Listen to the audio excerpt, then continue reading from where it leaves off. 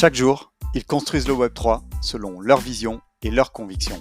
Dans Behind the Chain, des builders passionnés vous partagent leurs expériences et leurs conseils pour réussir, vous aussi, dans le Web3. Je suis Romain Milon, j'aide les projets Web3 à recruter et à fidéliser les meilleurs talents du secteur. Pour m'aider à propulser le podcast, pensez à vous abonner et à en parler à 2 personnes autour de vous. Bonne écoute! Avant ce nouvel épisode, je tenais à vous préciser que nous ne donnons pas de conseils en investissement financier dans ce podcast. Je vous rappelle aussi que tout investissement dans les cryptoactifs et les NFT comporte des risques et peut entraîner des pertes en capital. Soyez prudents et faites toujours vos propres recherches. Bonjour à tous, bienvenue dans ce nouvel épisode de Behind the Chain. J'espère que vous êtes en pleine forme. Aujourd'hui, je reçois Sébastien Deriveau. Il est co-founder de Stakehouse Financial. Comment tu vas, Sébastien ? Je vais très bien, écoute, merci pour l'invitation. Écoute, merci à toi d'avoir accepté. Je suis ravi qu'on puisse faire cet épisode ensemble. On s'est rencontrés il y a quelques semaines sur NFT Paris. Alors, on va commencer tout de suite dans le vif du sujet. Est-ce que tu peux me présenter le début de ton parcours professionnel ? Ouais, tout à fait. Alors moi, en fait, j'ai commencé dans l'informatique.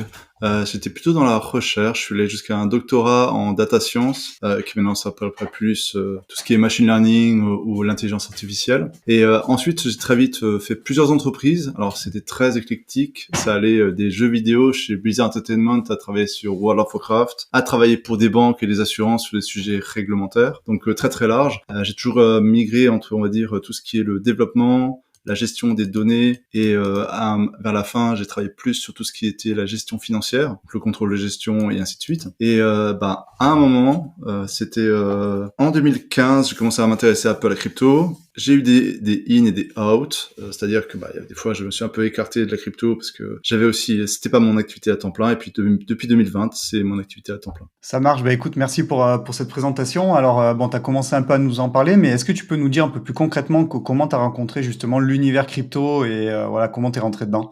Alors c'était en 2015. Moi, ce qui m'avait passionné, alors j'avais vu un peu Bitcoin, mais sans m'y intéresser plus que ça. J'ai dû faire tourner un nœud. J'ai probablement des Bitcoins sur quelque chose qui a été perdu depuis très très longtemps. Probablement pas beaucoup, parce que je suis arrivé quand même sur le tard en 2014. Donc rien que pour miner des Bitcoins, c'était assez compliqué déjà à l'époque. Moi, ce qui m'a vraiment fait le déclic, c'est Ethereum. Et là, je me suis dit, ah ouais, c'est quelque chose qui peut être de façon autonome et décentralisée, où on aurait des smart contracts. Ça me semble assez riche parce qu'on peut construire des choses. C'est pas juste, bon, j'achète des bitcoins, je les garde, on va l'utiliser comme monnaie de paiement. Et même si à l'époque, j'ai acheté pas mal de choses avec des bitcoins, qui, bien sûr, a posteriori, quand on achète, je sais pas, un jeu vidéo, par exemple, ou un autre domaine, 10 ou 50 euros en Bitcoin, maintenant j'ai dépensé plus de 1000 euros pour certains jeux vidéo. Ça fait un peu cher, mais c'est comme ça, c'est la règle du jeu. Et ensuite, donc ça m'avait très intéressé, tout ce qui est Ethereum. J'ai un peu travaillé dessus, puis j'étais un peu désabusé pendant la ICO Mania fin 2017, début de 2018, où ça commençait à être très très scammy. Donc là, j'ai fait, moi ça ne m'intéresse plus, je passe à autre chose. Et je suis revenu en 2020, pendant le Covid, parce que je me suis dit que le Covid était un très bon environnement macro pour tout ce qui était les crypto-monnaies. Et là, j'ai retrouvé Ethereum beaucoup plus avancé avec toute la DeFi. Et ça m'a grandement passionné, notamment avec MakerDAO, qui est l'émetteur du DAI.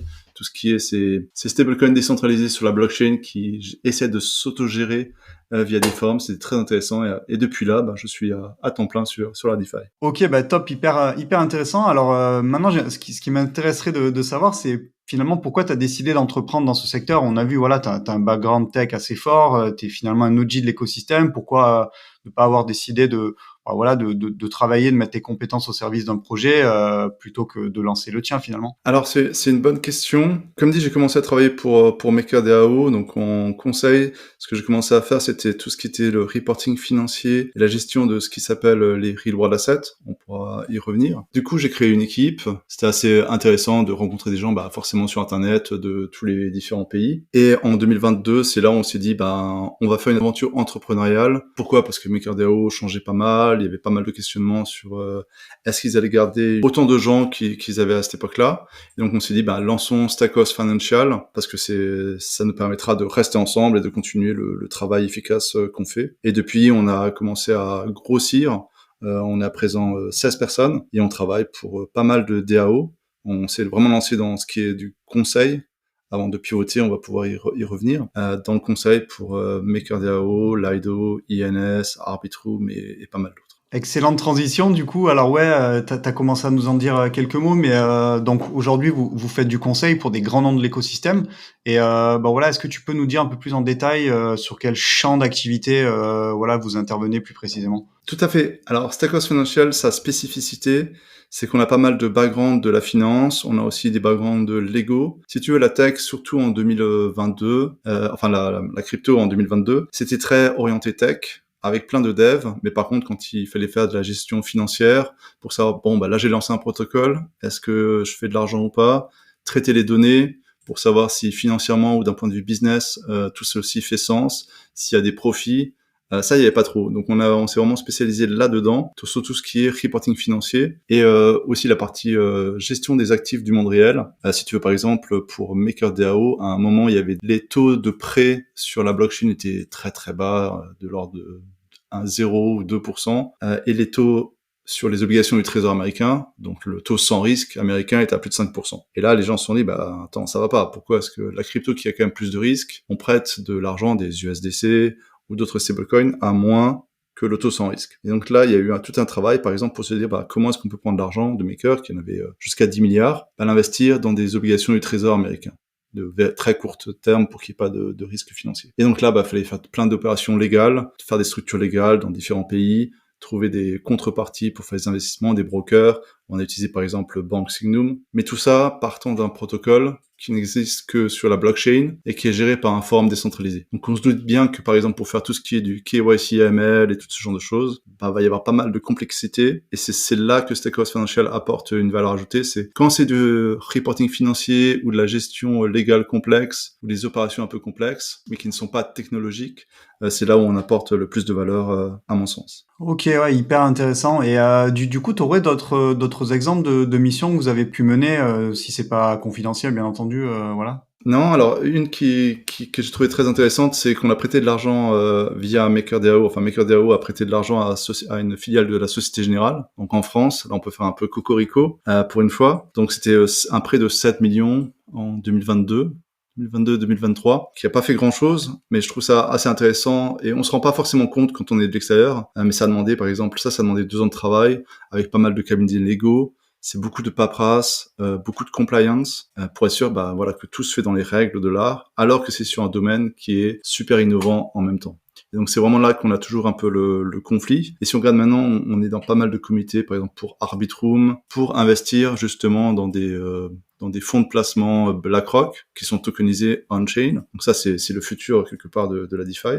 Mais c'est à chaque fois pas mal de travail pour le reporting, pour aussi la pédagogie. Je me rappelle que par exemple en 2022, quand on a commencé les T-bills, donc les obligations du Trésor américain, tout le monde disait, même si elles étaient à 3 mois, c'est super compliqué, c'est super dangereux. Et là, on se dit, mais qu'est-ce qui peut être de moins dangereux que le placement sans risque reconnu mondialement? Et maintenant, si on regarde en DeFi, tout le monde commence à être d'accord que ce qu'on appelle les tokenized T-bills, souvent c'est bien fait. Si ça passe par BlackRock ou d'autres institutions, il n'y a pas de risque. Et donc ça commence à se développer. Et alors du coup, tu disais aujourd'hui vous êtes une grosse quinzaine de personnes dans l'équipe et ce que je trouve intéressant c'est que vous êtes, je crois, voilà, 100% remote. Il y a des gens partout dans le monde et même aujourd'hui il y a des gens qui travaillent pour vous et qui sont pas docs quand on regarde votre site internet. Alors ils sont pas docs sur le site internet, nous on les connaît, on travaille pas avec des Coréens du Nord, contrairement à d'autres boîtes qu'on n'a pas doxées, donc on connaît tout le monde. J'ai pas encore rencontré tout le monde, comme on a recruté des nouvelles personnes ces derniers temps, mais c'est vrai qu'on est géographiquement très étendu, on est en Europe, en Afrique, en Amérique du Nord, on est forcément aussi au Cayman vu que ça c'est notre siège social, plein de pays, et toujours tout en remote. C'est vraiment quelque chose de différent et vraiment quelque chose d'excitant. Ça crée bien sûr des challenges pour gérer une entreprise qui est tellement décentralisée, on va dire. Mais c'est assez enrichissant et ça permet de rencontrer des différentes personnes aux quatre coins du monde et de prendre les meilleurs. Yes. En tout cas, j'aime bien cette philosophie. Ouais, je pense qu'elle est 100% dans l'ADN du Web3. Et finalement, je pense qu'il n'y a pas tant d'acteurs que ça qui ont des politiques, tu vois, 100% remote, asynchrone, d'aller chercher les ressources les meilleures là où elles sont dans le monde. Donc voilà, en tout cas, bravo de le faire. Sur vos prochains jalons de développement, au-delà des scopes dont tu nous as déjà parlé, voilà, de l'appui, on va dire, sur la partie finance et aussi légale auprès de projets, Est-ce qu'il y a des nouveaux scopes que vous avez envie d'aller conquérir et peut-être aussi en lien avec l'actualité, les nouvelles tendances? Tout à fait. Là, on est justement en train de pivoter un petit peu en partant du conseil et d'aller plus sur la gestion de produits. Parce que d'un point de vue business, forcément, le conseil, alors c'est très bon, on gagne de l'argent tous les mois, mais il n'y a pas d'effet de levier incroyable dans le sens où il faut mettre des ressources humaines en face d'une charge de travail et c'est comme ça que ça fonctionne. Là, en mettant des produits, ça veut dire qu'on va investir peut-être plus en amont pour créer un bon produit.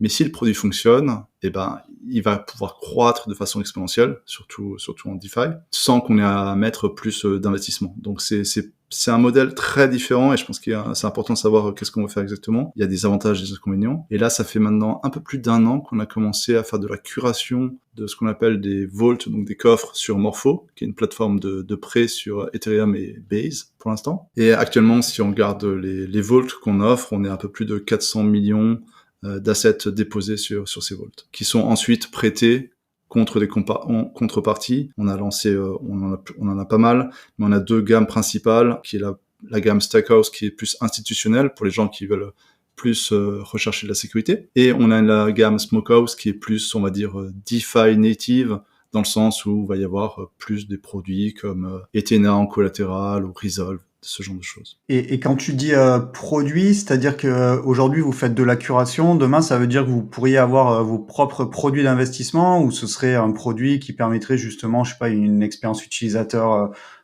simplifiée sur la curation que vous faites? Alors ce sera vraiment dépendant des opportunités qu'on trouve et qu'est-ce qui manque dans l'écosystème. Une chose intéressante, c'est que quand on voit pas mal la curation de Vault, et on se dit bah ouais, ça c'est facile, on lance juste un Vault, c'est pas très compliqué. Et ensuite, on ajoute des marchés, et puis ça fonctionne tout seul. Ce qui est assez intéressant, et qu'on s'était pas rendu compte au début, mais qu'on s'est rendu compte après, c'est qu'il fallait toute une infrastructure en back-office pour gérer pas mal de choses, pour pouvoir monitorer, faire bouger des choses quand il y a des risques potentiels. Par exemple, la semaine dernière, il y avait le hack de Bybit. Et ce qui est assez intéressant, c'est que l'algorithme a tout de suite détecté qu'il s'est passé quelque chose sur Ethena et a tout de suite mis la position, si on veut, en mode sécurité ou au maximum de la sécurité qui était possible à ce moment-là. Et on a découvert quelques minutes après que Ethena était potentiellement exposé. Alors, il s'est rien passé à la fin, tout s'est bien fini, mais c'est ce genre de choses sur lesquelles on peut vraiment se battre, et ça commence à faire des produits qui deviennent assez technologiques, assez complexes, parce qu'il faut trouver les petites informations de marché dans les signaux assez faibles du prix, par exemple, des actifs, pour se dire il y a peut-être quelque chose de bizarre, par mesure de sécurité, mettons-nous en sécurité. Mais après, okay, on pourra voir aussi, faire des interfaces, créer d'autres produits qui seraient basés sur Morpho, mais on en est pas là encore. Il y a encore pas mal de travail déjà sur Morpho. Voilà, toi maintenant qui es un entrepreneur déjà depuis plusieurs années dans l'écosystème Web3, est-ce qu'il y a un ou deux retours d'expérience ou conseils que tu pourrais nous partager pour d'autres builders? Ouais, je pense que ce qui est assez intéressant, en tout cas c'est la philosophie Stackhouse, c'est de commencer par faire de l'argent, parce qu'il y a pas mal de gens qui ont des idées de produits et qui vont commencer à chercher de l'argent chez d'autres personnes, chez des VC ou ainsi de suite. Nous on a choisi de pas prendre la route des VC. C'était un choix voulu, et de se dire on ne peut que dépenser l'argent qu'on gagne. L'avantage, c'est que on commence par chercher des clients, et je pense qu'il est assez important de chercher des clients parce que on peut très vite partir sur une idée pas forcément farfelu, mais en tout cas qui fonctionne en théorie d'un produit. Et quand on le lance en pratique, on se rend compte que soit c'est le mauvais timing, soit il y a déjà plein de concurrence, soit il n'y a pas de concurrence parce que personne n'en a besoin. Donc il y a pas mal de complexité sur ce sujet-là. Et donc je pense que le conseil, ce serait vraiment de partir petit et de trouver quelque chose qui marche pour après construire dessus. Et on voit pas mal chez les gens qu'on conseille, pas mal d'idées, un gros produit qui est créé par défaut, et puis après 80% du produit qui est créé ne sert à rien et est jeté à la poubelle parce que c'est pas ce que voulait le marché finalement, c'était les 20% initiaux. Donc il n'y a pas besoin forcément le mieux c'est toujours de se confronter au marché et de chercher des clients et de parler avec ses clients plutôt que de rester dans son coin à construire une idée. Alors ça marchera pas pour tout, mais pour la plupart des produits quand même c'est mieux de se lancer. Écoute, oui, on est bien d'accord avec ça, même si c'est pas la, même si c'est pas la majorité des cas, mais en tout cas, ok, merci du partage. Maintenant, est-ce que tu accepterais de nous partager une anecdote ou un fait insolite auquel tu as été confronté dans la crypto ou sur un event? Moi, ce qui m'a plus choqué personnellement et qui m'a fait beaucoup réaliser beaucoup de choses sur la crypto, c'était quand il y avait Wi-Fi en 2020 et puis tout ce qui se passait en 2020, le DeFi Summer, notamment avec aussi SushiSwap. Donc Wi-Fi, c'est je lance mon token, je dis que ça n'a pas de valeur, et moi je me suis dit bah ça n'a pas de valeur, et tout le monde commence à l'acheter. Je fais je ne comprends pas. Et c'est là où il y a un mindset, c'est il faut comprendre que des fois les choses sont un peu plus compliquées parce que bien sûr ça avait de la valeur. Alors à la fin ça n'avait pas de valeur parce que je crois pas que ça vaille encore grand chose. Mais le message donné, il y a pas mal de codes en crypto qu'il faut comprendre pour notamment pas se faire avoir, mais aussi pour pouvoir prospérer. Il y a plein de choses qu'on dit qui ça veut juste dire qu'on dit l'inverse. Il y a aussi ce qui s'était passé sur SushiSwap à l'époque, où le fondateur avait piqué l'argent et l'avait rendu. Je me suis dit, il y a que en crypto, il y a vraiment cru en crypto que les gens volent l'argent et puis le rendent. Et ça s'est vu depuis plusieurs fois. Donc il y a toute cette partie que je trouve assez épatante, et on le voit même sur les anecdotes plus privées. Ça se passe un peu toujours comme ça, c'est toujours un peu brouillon, ça finit souvent bien, ce qui est quand même vraiment étonnant. Il y a qu'en crypto où quelque chose qui commence vraiment mal finit bien en général. Je pense que c'est vraiment ça qui est spécifique à la crypto. Yes, merci de trouver du positif effectivement à tous ces événements qui sont des fois un peu complexes à comprendre. Alors, ce que je te propose maintenant pour la fin de l'épisode, c'est qu'on aille sur des questions un peu plus de perspective. Première question que je voulais te poser, c'est quoi toi en ce moment la tendance ou la techno qui te hype le plus? Alors je vais être plus sur la tendance, ce qu'on appelle souvent le méta. Ce que j'ai vu, c'est depuis qu'on est dans le bull market, il y a plus d'argent d'IVC, donc il y a plus de startups qui se créent. Il y a un phénomène qui est assez intéressant, ce qu'on appelle des private deals. Alors ils sont pas forcément super privés, mais bien sûr ils sont pas forcément faciles à trouver. C'est qu'il y a pas mal de liquidités. Tout le monde cherche de la TVL pour montrer que son protocole marche bien. Et si on creuse, on voit qu'il y a pas mal de deals derrière les rideaux où des gens sont payés des montants assez significatifs, entre 10 et 30, voire 50%, pour apporter la liquidité, qui souvent ne sert à rien, c'est juste pour inflationner les chiffres. Donc le méta actuellement, c'est vraiment de trouver ces gens, soit on est un nouveau protocole et on veut de la TVL et on a beaucoup d'argent, donc on va payer des gens 20% pour qu'ils utilisent le projet sans autre raison, et ils viennent juste pour l'utiliser pour augmenter les chiffres. C'est pas comme le liquidity farming qui existe depuis longtemps, où ça c'était public. Là c'est privé dans le sens où on voit pas sur l'interface, donc on pourrait penser que c'est de la croissance organique, alors qu'en fait, c'est juste des gens qui sont payés pour être là. Et ils n'ont rien à faire du protocole. Ça commence à être intermédiaire. Donc c'est vraiment des gens qui font tout un business de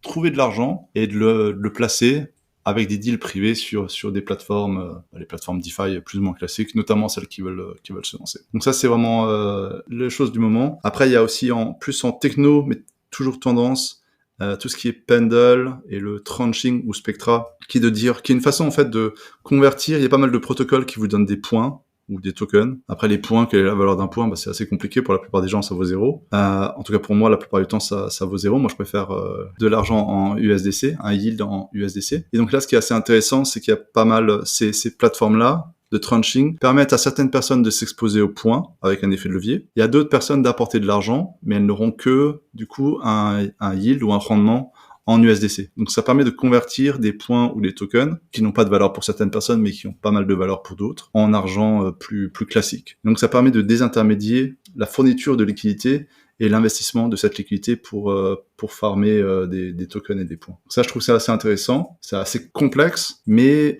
potentiellement, soit on va se rendre compte au bout d'un an, en fait, tout ça sert à rien. Parce qu'au bout d'un moment, les points, il y en a plus. Enfin, j'imagine qu'à un moment, il n'y en aura plus des points.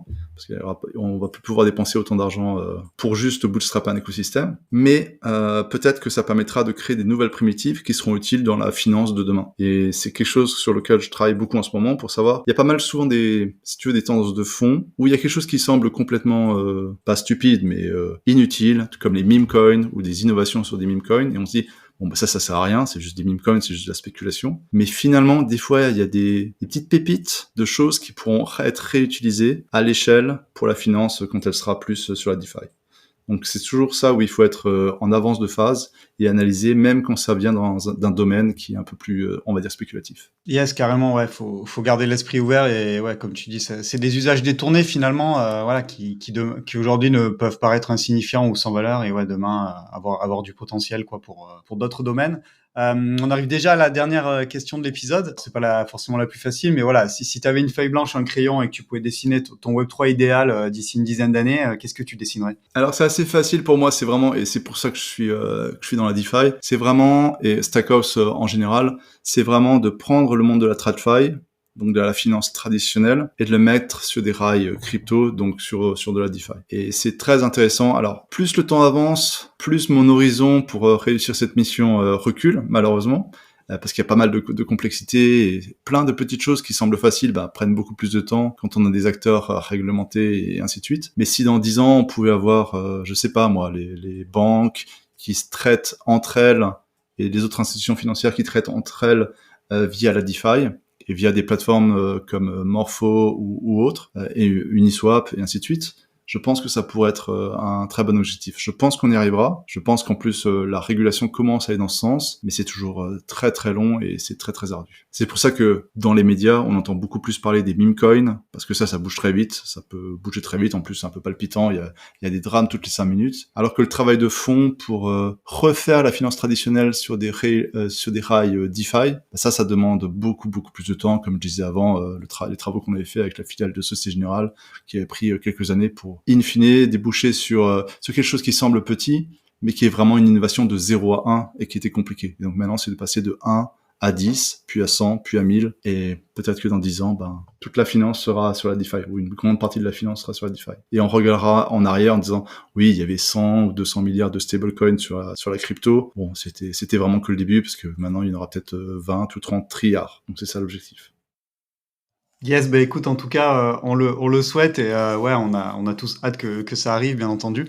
Bah écoute, merci beaucoup pour le partage de ta vision, c'était hyper intéressant et puis merci tout court pour ta participation à l'épisode. J'étais vraiment content qu'on puisse enregistrer cet épisode ensemble. Voilà, il me reste à te souhaiter bien entendu bonne chance pour la suite du développement de Stackhouse et puis je te laisse le mot de la fin si tu veux conclure et dire un petit mot aux auditeurs. Merci à toi en tout cas pour ton travail et moi mon objectif, enfin ce que j'aimerais bien c'est que la France soit plus représentée. Alors elle est déjà super représentée in fine dans la DeFi, mais si on peut continuer, écoutez, je le dis à tous tes auditeurs, la DeFi ou la crypto en général c'est vraiment l'endroit pour innover, donc innovons. Yes, let's go et puis écoute, je te dis à très vite Sébastien et voilà, passe une excellente journée, salut. Pareil, salut, merci.